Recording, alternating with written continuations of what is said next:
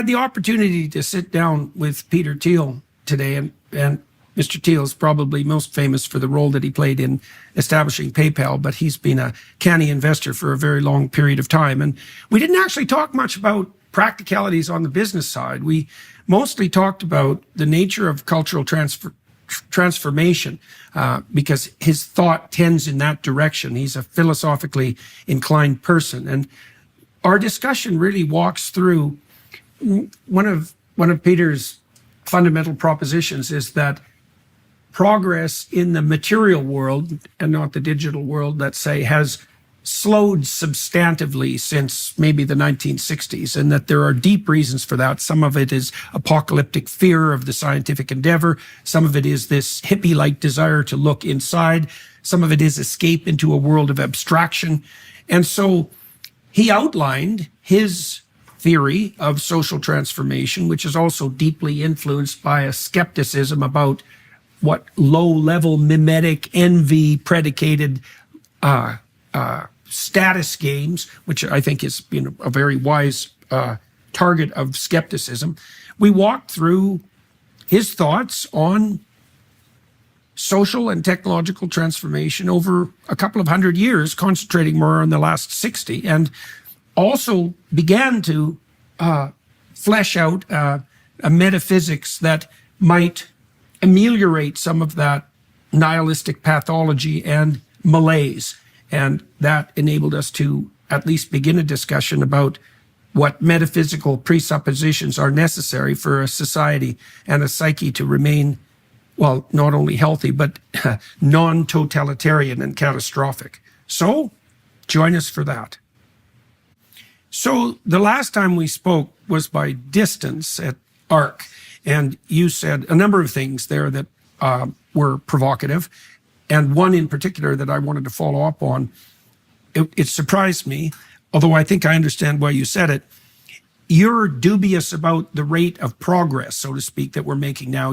You seem to feel, I don't want to put words in your mouth, that the most innovative times are perhaps behind us, or at least temporarily Yes. so. And so I'm curious about, we've seen these revolutionary steps forward in principle on the large language model front in the last year, and our Yes. gadgetry is becoming much more sophisticated. There's tremendous advancements in robotics. And so how do you conceptualize quantifying progress, scientific and technological, and why are you skeptical about the benefits or the rate?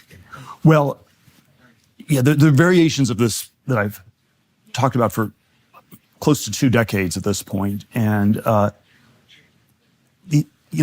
the big, and it's, of course, there are all sorts of very complicated measurement problems. So how do we compare progress in AI with, let's say, lack of progress in dementia research, curing Alzheimer's? And so, so all these different complicated ways of how you weight all these different things.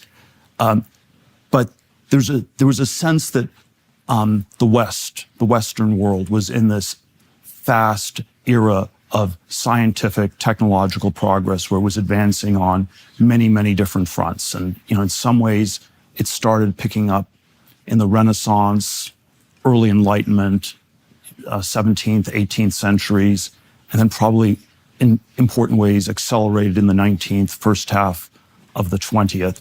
And then in some ways, I believe it's slowed down over the last 50 or so years. Maybe 1970 or so is an inflection point one could cite.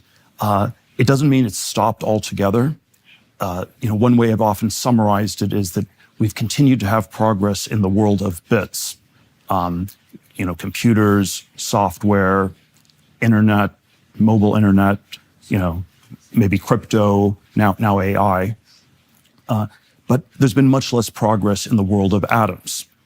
And if you think about a university setting, most of the engineering and scientific subjects had to do more with this physical material world in which we're embedded. And I was an undergraduate at Stanford in the late 1980s, class of '89, and it wasn't quite obvious at the time, but in retrospect, almost anything that was in the world of atoms would have been a bad field to go into. Physics, chemistry, mechanical engineering, certainly aeroastro engineering, nuclear engineering, people already knew was kind of outlawed and over by the 1980s. You could still maybe do electrical engineering, which was sort of the atoms that were used for, semiconductors. But basically the only STEM field that was going to be a really successful field for people to go into was computer science, which was kind of this marginal, almost fake field. Because I always have this riff where, when people use, I'm in favor of science, but I'm skeptical when people use the word science. So social science, political science, climate science are called science by people who have an inferiority complex and say deep down, no, they're not really rigorous scientific fields. And something like this was true of computer science in the original day. It was people who were too dumb at math to be in mathematics or physics or electrical engineering, and they sort of flunked out into computer science. And weirdly, this was a field that worked and it had, a decent amount of impact. I don't think it was, and then it worked on the scale of people building some fantastic companies. There were certainly some important cultural and social transformations that we had as we moved from sort of the industrial age to the information age. I don't know if it's worked that well on, let's say, a broad economic level of well-being. So even if you measure it in terms of material well-being for people, the millennial generation in the U.S. is probably in a lot of ways not even doing as well as their baby boomer parents. And so it's the first time we've had this sort of economic stagnation or even outright decline. And again, the naive view would be that, all this progress somehow translates into a more successful economy. It's not the only way to measure things, but it's sort of a straightforward way to measure things. And then when it doesn't translate, it's my conclusion is maybe it hasn't added up to as much.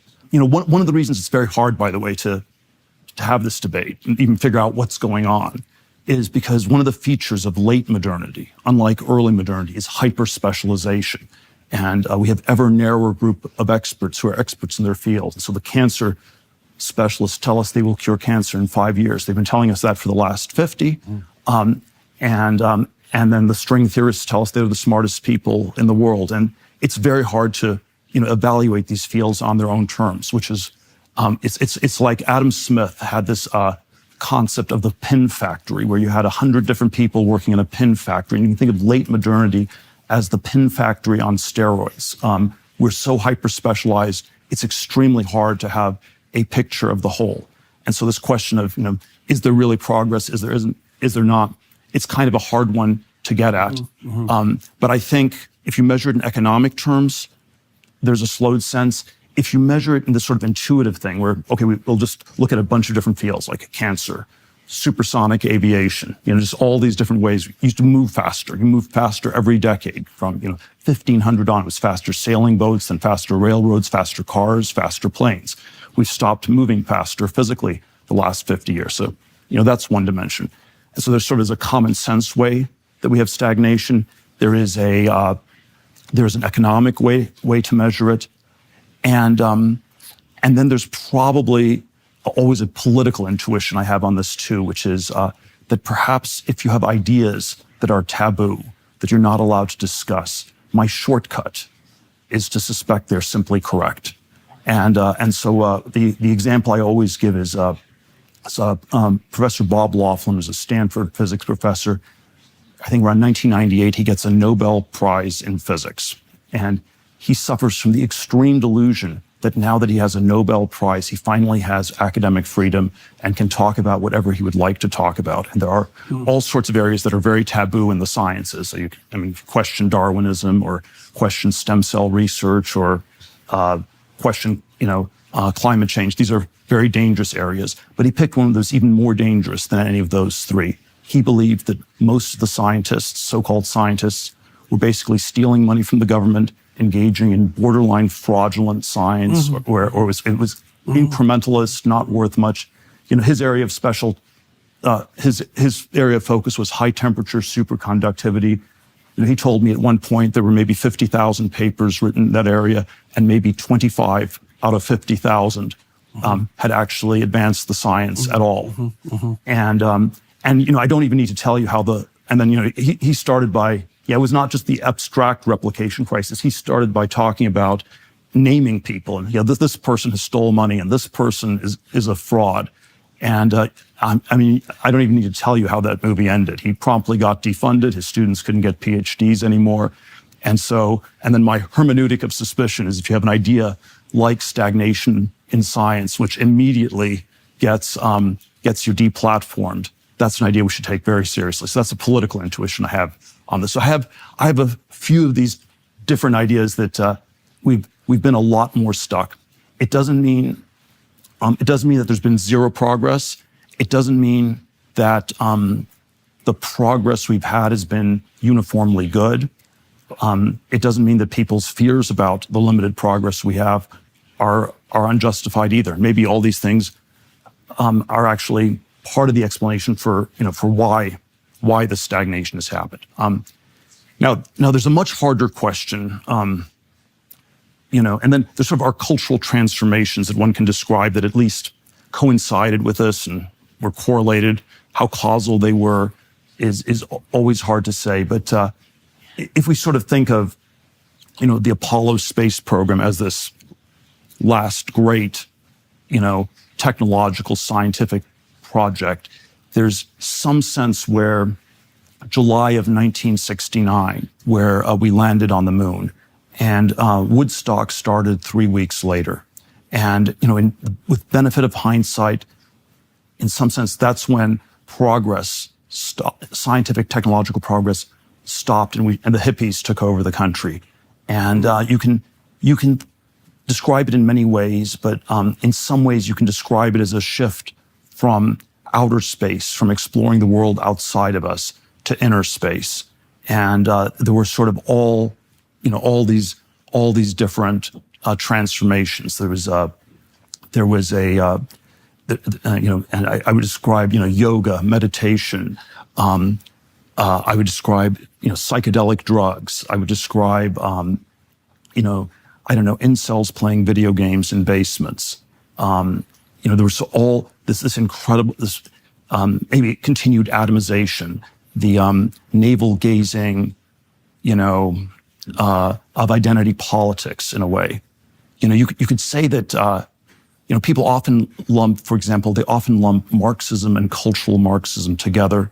In my telling, these are opposites, because Marxism at least was primarily concerned about the outside objective material economic realities. Mm-hmm. And then cultural Marxism was like the shift from Apollo to Woodstock, where you just went into the sort of interior world. You no longer were thinking about this outside world. And in some ways, you stopped asking these questions about economic growth and basic economic prosperity. And then that coincided with also with this lack of progress in these things. So I think there were all these kinds of cultural transformations that coincided with this shift. I think people often ask why this stagnation happened. My standard, or if you agree with this, and of course people can disagree, how much it happened, but if you agree with me that there's been a slowing down of progress, that, in some sense, the singularity was maybe more in the past than in the future.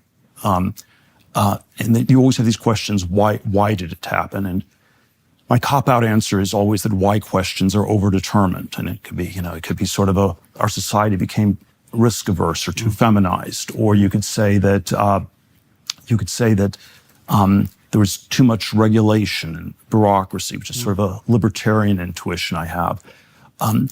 But I've come to think that one of the bigger factors that was the sense that a lot of the science and technology was quite dangerous. It had at least in a military context, had a dual use character. And there was already some relentless acceleration of this stuff in the late 18th, 19th centuries, Napoleonic Wars, Colonel Colt with the revolver, Alfred Nobel inventing dynamite, World War I, was sort of a break point where, the sort of naive progressive narrative really got undercut. And then somehow you can say that the sort of Baconian science project in some sense ended in the Hegelian sense, is both culminated and terminated at Los Alamos with the building of nuclear weapons. And then again, it doesn't work perfectly, but my telling would be that it took maybe a quarter century for nuclear weapons to really get internalized by society. And then by the 1970s, the energy, the energy was, we don't want to be doing this outside world where we're going to build ever more thermonuclear bombs. We want to be, piecing out at Burning Man with psychedelic drugs. We want to, or you escape back to nature through environmentalism. We want to be in a world not of change, but of stasis, because the world of change has this apocalyptic dimension. Change is change for the worse. That's the sense that gets, encapsulated the 1970s. And so there's a way that the sort of progressive version of science, we try to put the pause button on it. The places where it's still allowed, you can say, are the most inert. So in a way, the world of bits was seen as incredibly inert because, you're not building bombs, you're not building weapons with it. And then of course, even there's, some sort of way in which the ideas on the internet, maybe they do translate into reality every now and then. What happens on Twitter or X doesn't always stay there. Most of the time it stays there. So it feels like it's this extremely angry, intense conversation, but every now and then it still translates to the real world. So the internet, you could say, was allowed because it was sort of a safe space. It was a place where the sort of violence could be contained. And then even there, probably not totally, and even there people felt it was like maybe too much. But yeah, it's the sort of apocalyptic background of late modernity where, every microaggression has the potential to escalate to Armageddon is in the background. And again, I don't like the stagnation and the risk aversion and all these responses, but there's a part of it that I think is understandable. Do you trust your internet service provider? Well, there's a good reason not to. Depending on your location, internet service providers may be required to log your online activity for government access. In the US, ISPs can legally sell your browsing history. The solution? A VPN like ExpressVPN. It reroutes all your online traffic through encrypted servers, protecting your data from ISPs and third parties. But you need to trust your VPN provider as you're transferring trust from your ISP to them. So why trust ExpressVPN? Well, they received over 300 law enforcement data requests last year, and 0 resulted in customer data exposure. They comply with authorities as required, but can't hand over what they don't have. Their server architecture runs on volatile memory with nothing saved to the disk. Private by design. Both our hosts and production teams here at the Daily Wire use ExpressVPN to reroute their daily activity through ExpressVPN's secure, encrypted server to hide their IP addresses each and every day. Plus, it works across all your devices as well, your phones, laptops, tablets, and connects with just one tap. It's simple and easy to use. So if you want the VPN we trust to protect our privacy, get ExpressVPN. In fact, you can get 4 extra months of ExpressVPN for free with our special link. Head over to expressvpn.com/Jordan. That's expressvpn.com/Jordan to get 4 extra months for free.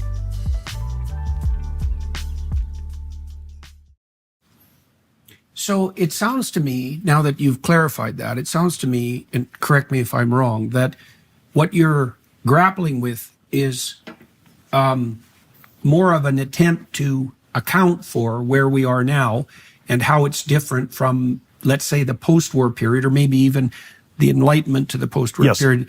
Like, things have shifted radically.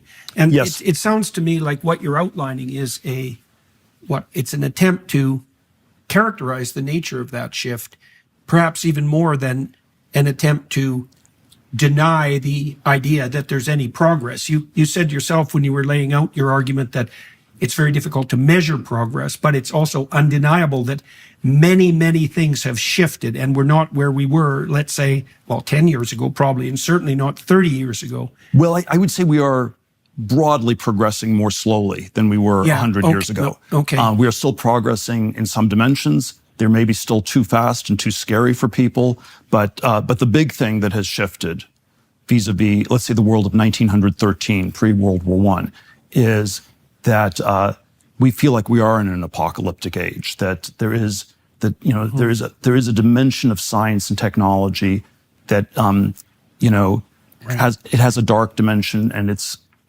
a trap that humanity may be setting for itself. And I don't like Greta, and I don't like the full precautionary principle, but her argument that we have just one planet isn't entirely wrong. And so you see this shift in part as a shift from the ethos of progress, that the a priori assumption. Yeah, but I progress. don't want to abstract it too much. It is actually, it's the specific nature of the progress that happened. It is, we got thermonuclear weapons. We we are powerful enough to affect the environment. I'm not sure whether carbon dioxide is the most important dimension, but there are probably a lot of dimensions where the environment can be impacted in very radical ways. We can probably build. We can there are dimensions of AI that are potentially violent and very dangerous, and you don't have to necessarily believe all these sort of weird pictures where it's this super intelligence that's somehow completely disembodied and is going to kill every last human being on the planet. But there are natural ways to combine it with weapons technology that feel unsettling. And just a simple example is that we have this drone technology. That's again a new form of technology that's come to the fore in the conflict between Russia and the Ukraine, and you have a human in the loop, but the human can get jammed, and so the natural fix is to put AI on the drones and turn these into more autonomous weapon systems, and that's seems inevitable. That seems like the natural, logical thing to do, and then even I, as a pro-tech person, have to say I find that somewhat unsettling. Okay, so let me lay these ideas out again and summarize. So one of the threads that you were developing was, we'll do two at the same time. One was that the scientific process, in terms of physical reality, maybe, in your view, peaked in the 1960s. And then you could imagine that you kind of outlined two maybe reasons for that. One was fear of the apocalyptic consequences of that technology, and an escape into various forms of abstraction. So some of those abstractions were psychological abstractions, inner journeys, but some of it also was escape into digital abstraction. And then you also made a case that the avenue for exploration in the digital realm was still open. And so maybe we could understand this. So and then the digital realm, and then in some ways even these escapes weren't full escapes. So AI, it seems to be just about bits, not atoms. But then if you combine it with a drone, the AI comes back to the physical real world. Well, we'll get back to that, back to the overlap. But so you could imagine that, so the scientific approach, the method, produced an explosion of technological consequences. Many of them were dramatic in the physical world. There was kickbacks against that. One of the kickbacks was the apocalyptic element.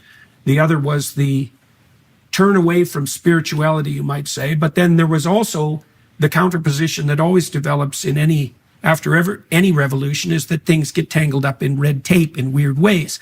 Like the scientific, I was just in Uzbekistan, and they developed a pretty sophisticated industrial economy in the last 5 years. And part of the reason that they could do that was because there was nothing in the way, right? Because Uzbekistan was kind of devoid of impediments to radical entrepreneurship in the aftermath of the communist default. Now, you could imagine that for a good time, the scientific method was so powerful that it was producing revolutions nonstop, and the legal and bureaucratic frameworks were lagging it. And so they caught up quite remarkably by the 1970s, and that left the digital space still open. And it is kind of a free-for-all space. Yeah, but right? but the way you're telling the story, it has too much of this timeless and eternal character. This is just what always happens, and yeah, right. progress. Well, that is what I'm wondering. So you always, whereas the story I want to tell has more of a one-time and world historical character to it, where it is, there were lots of inventions where, people figure out, cures for diseases. That didn't say, okay, now we have to take a step back and cure fewer diseases. It actually encourages you to double down on that and do even more.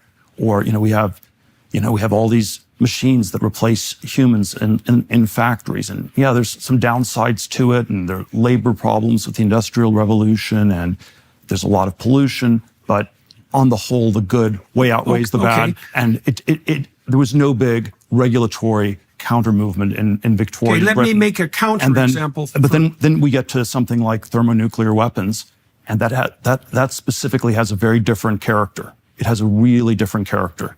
And probably, I don't know, by the 1950s and 1960s, baby boomers get, you're a kid, you get brought up on Dr. Seuss and not on adventure stories. And it probably changes childhood education. It changes the way we form and develop human beings. And so it leads to a society where, science and technology no longer have quite of this former valence. There's always sort of an interesting big picture history question of how much science and technology, how they were entangled with Christianity in the West, and were they they were somehow entangled, but was it meant as a compliment, where you're sort of encouraged to understand God's creation, and this is sort of a way that it's a fulfillment, furtherance of this, or was it meant to be a substitute, where it was an alternate way to build heaven on earth without requiring God? And it was a radical life extension was sort of an important part of the early modern project. Benjamin Franklin, Condorcet, all these people thought that you could perhaps indefinitely prolong human life, and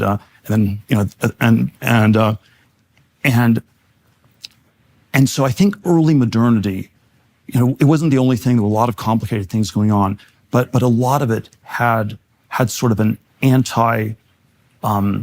anti-biblical valence. And you could say that 17th and 18th century scientists, and again, this is where I think someone like Francis Bacon needs to be interpreted as a hardcore materialist atheist, and it is we need to stop religion because it's slowing down this wonderful scientific progress. And then I've had this Bacon discussion with a number of people lately, and they all think, no, that can't be right. Bacon was just this somewhat heterodox Christian. And because in late modernity, where we find ourselves, again, it's complicated to describe what's going on culturally, but in late modernity, it's the atheist liberals that are anti-science at this point. And so if you think about Hollywood, Richard Dawkins' despair. Yeah, you have to think of Richard Dawkins as a representative of early modernity. He is like a fossil from before 1789. He's the last of the Enlightenment. He's the last. He's a fossil from before 1789. And Greta is more representative. Or if you think about the Hollywood atheist liberals, the movies are all about technology that doesn't work. It's scary, and so to the extent.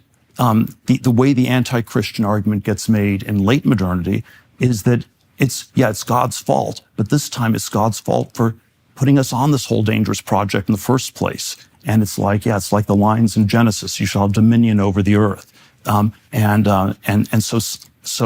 in the 17th and 18th century, the Christian God was blamed for slowing down the scientific technological project.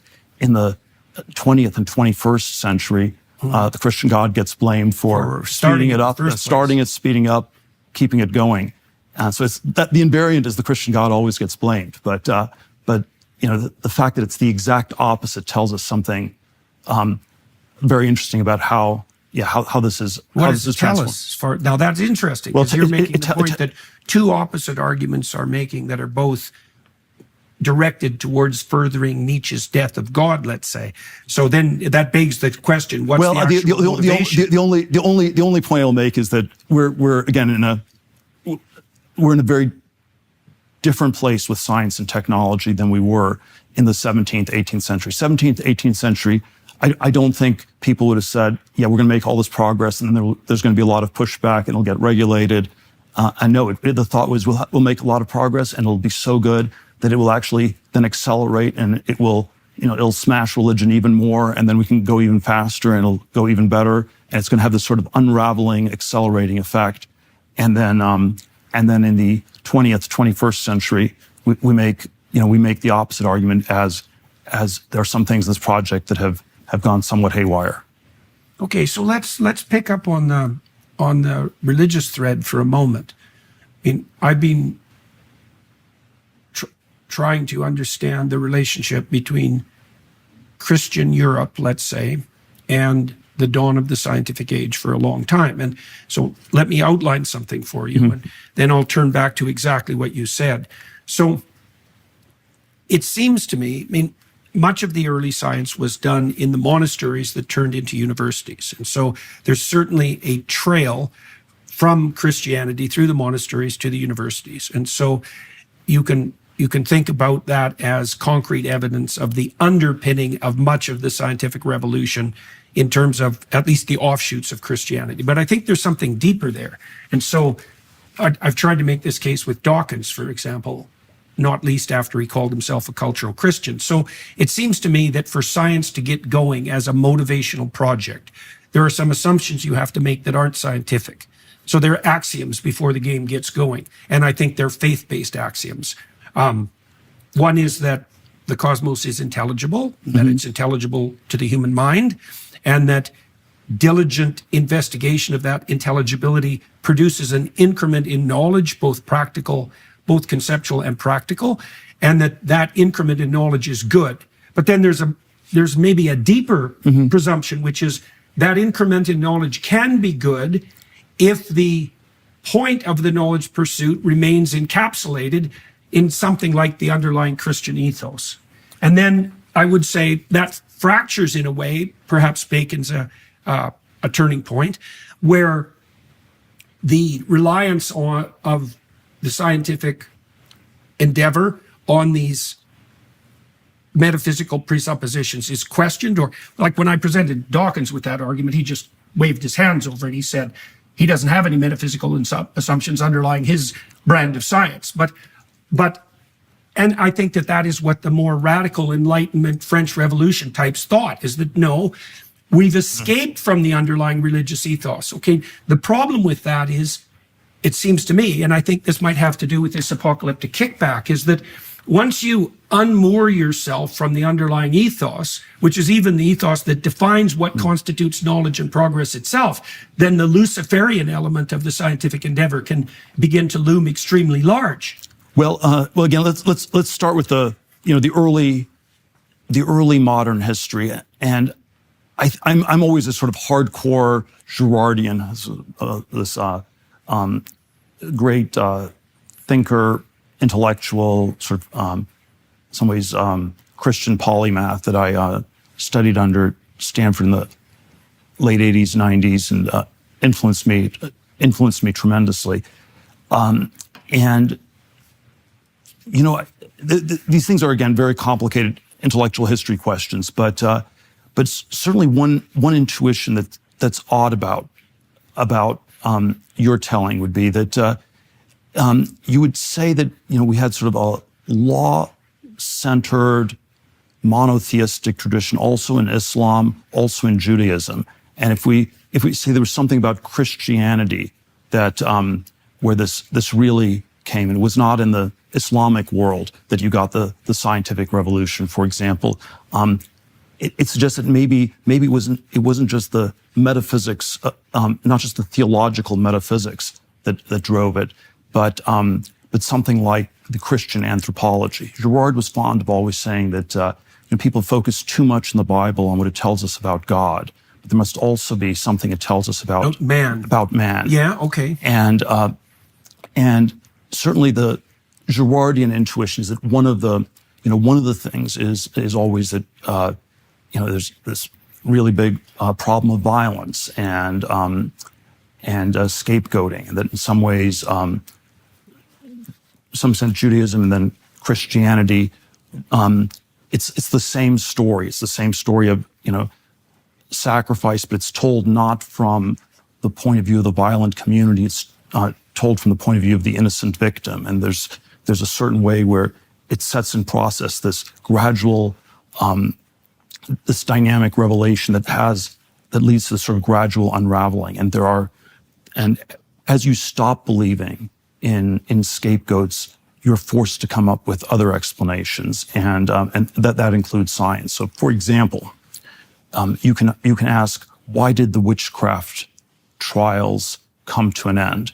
And the atheist scientific explanation is, we got science to prove that witchcraft is impossible. And I don't think that's even been proven in 2025, because we don't know everything. Maybe it's a lost art that's been lost.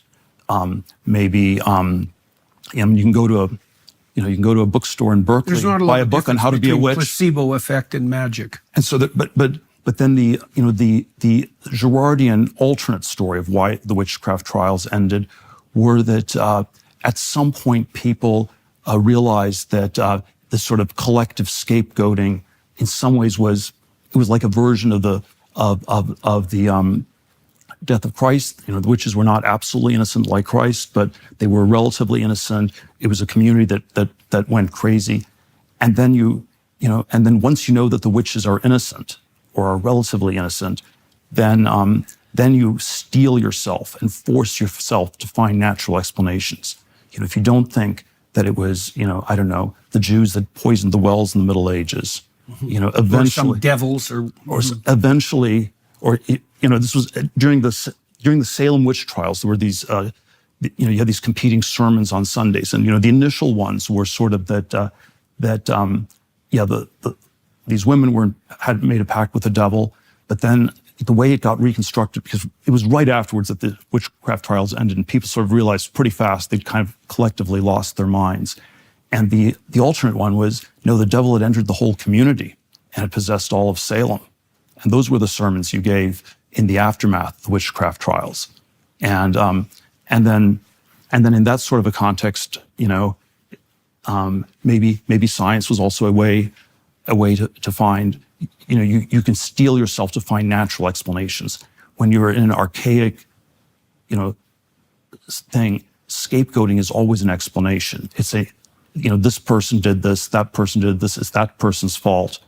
And when you say those explanations won't do, maybe you're forced to do scientific explanations. So there are all these different threads one can stress. But I wonder if that was also... I think you have to always ask this question, what was specific about the Christian message that really enabled this? I think there was a way the Jewish context was extremely learned, and people, I don't know, if you compare the Talmudic abilities already in the Middle Ages to understand the Bible, to read it, it was as good or better than anything that the Christian scholastics were doing. But somehow it never really got a part of society to orient in this other way. Yes, we know the cornerstone is Christ alone, our hope now forever.